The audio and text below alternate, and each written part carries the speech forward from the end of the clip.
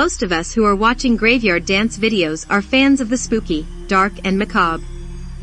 A large portion of us love a good horror movie, and to be scared.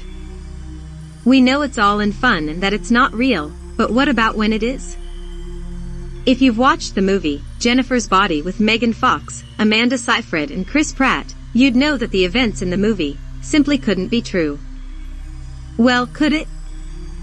What many don't know is that it was actually based loosely on a real true crime case. The events that transpired were both horrific and sad. The movie, which came out in the year 2009, was about a teenage girl who went to a local show to see her favorite rock band play. The band thought that Megan Fox's character was a virgin, so they decided that she would make the perfect sacrifice to Satan. The problem was, she wasn't a virgin, which caused the sacrifice to go horribly wrong. Instead of murdering her, they turned her into a demonic murdering demon. It's hard to believe that this could in any way be based on a true story, but sadly, it is. It all started out on the evening of July 22, 1995.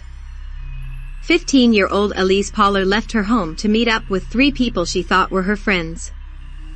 Jacob Casey was 17, Joseph Fiorella was 15, and Jacob DeLashmet, who was 16, were all troubled youths who loved drinking, doing drugs and attempting to play death metal. They idolized bands that had a heavily satanic message, one in particular being the band Slayer. After listening to certain songs, the 3 teens decided that they needed an innocent virgin to sacrifice to the devil, so that their own band could play better. As ignorant as this sounds, to these 3 stooges, they really believed it. They had invited Elyse, who was just barely 15 years old, out to drink and smoke. Like most teenagers her age, she accepted because she desperately wanted to make friends and fit in. Little did she know just how tragic of a mistake she was about to make. Just a few short months prior, Elyse had been sent to a rehab center for underage drinking. While she was there, she had met Jacob DeLashmet. While they were talking, they realized that they had went to the same high school before they were kicked out. DeLashmet introduced her to his friend Joseph Fiorella, who had also attended the same school, and their friend Jacob Casey. All of them had been kicked out of school for various reasons, including using drugs and alcohol. She thought her new friends were going to be fun people to hang out with. This was a mistake that would cost the young teen her life. The boys, like many teenagers do, wanted to become rock stars. They formed a garage band and called it Hatred. The band was heavily influenced by a thrash band from the 80s called Slayer. Together, after listening to the tracks Postmortem and Dead Skin Mask, they got the idea to find a virgin to sacrifice to the devil, and sadly, Elyse fit that bill. The idea, which was thought of by Jacob Casey, was brought to the attention of the other boys. Their band was going nowhere, and they wanted a recording contract. Instead of hard work, determination and diligence, they concocted a hair-brained idea that would lead to the murder of an innocent young girl. Elyse was chosen because she was seen as pure by the boys. Blue eyes, blonde hair, and they had assumed she was a virgin. They thought that by raping, torturing and killing her, that would be seen as the ultimate sin against God, thus aligning a deal with the devil. On that night in July, Jacob called Elyse and asked her to come hang out with him and his friends. It was late at night, and she knew her parents wouldn't let her go, so she snuck out of her house and met the boys at a local spot where the teens smoked weed and drank. That was the plan for the night, but that's not exactly what happened. The evening started off fun, with light-hearted joking around, drinking, and doing various drugs. As she had her back turned, Jacob took off his belt and wrapped it around her neck from behind, startling the young girl. He held onto her tight as he choked her and drew her near him. Royce grabbed her hands to restrain her, and Joseph pulled out a hunting knife and began stabbing her. None of the stab wounds in and by themselves caused her death. Unfortunately, it was a very brutal and slow death. An autopsy later revealed that she had died after bleeding out after being beaten, raped, and even stomped. The suffering that poor girl went through, and for what? All three of the boys took turns stabbing her as Elyse cried out for her mother. She even begged God to end her suffering, but the boys were unfazed. As she laid there bleeding, they took turns sexually assaulting her as she laid there dying. They even came back and repeated the sexual assaults on her body, post-mortem, which went on long after she had passed away. They simply left her laying there in the woods for the next 8 months. The morning of the 23rd, Elyse's parents had thought that she had ran away from home, and felt in their hearts that it would only be a matter of time before she came home.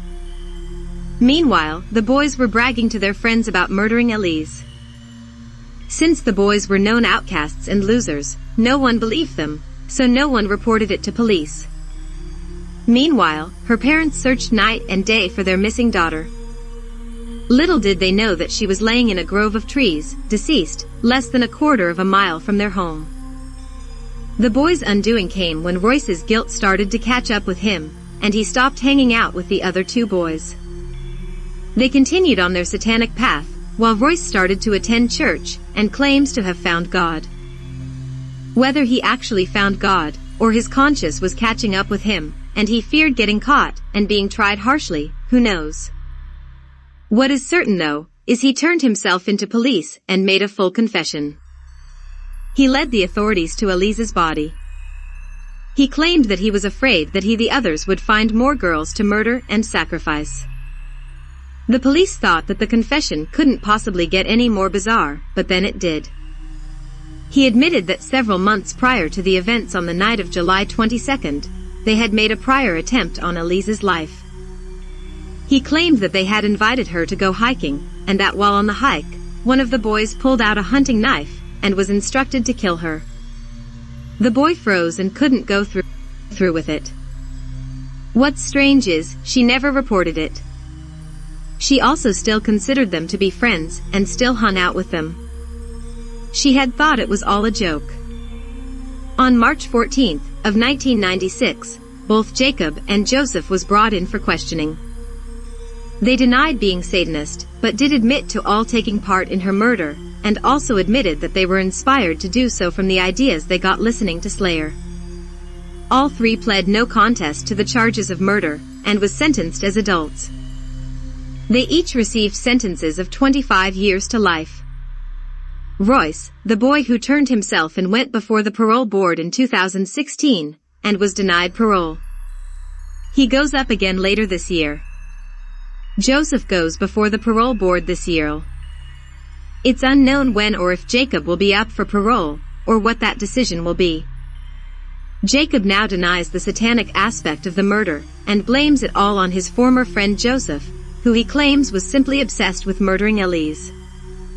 Elyse's parents filed a wrongful death suit against the band Slayer. They argued that the song's post-mortem and dead skin mask were instructions on how the boys could murder their daughter. They were unsuccessful after the suit was thrown out of court. After reviewing the lyrics, the judge said that even though the lyrics were repulsive, they did not instruct the boys to murder. He claimed that the lyrics were more descriptive than instructive. Elyse's parents then tried to resubmit a new case, suing the record companies for selling these type of lyrics to minors. This too was thrown out. Slayer won their case, just like Judas Priest and Ozzy Osbourne in the 80s, who were sued over their lyrics when parents claimed it caused their teens to commit suicide.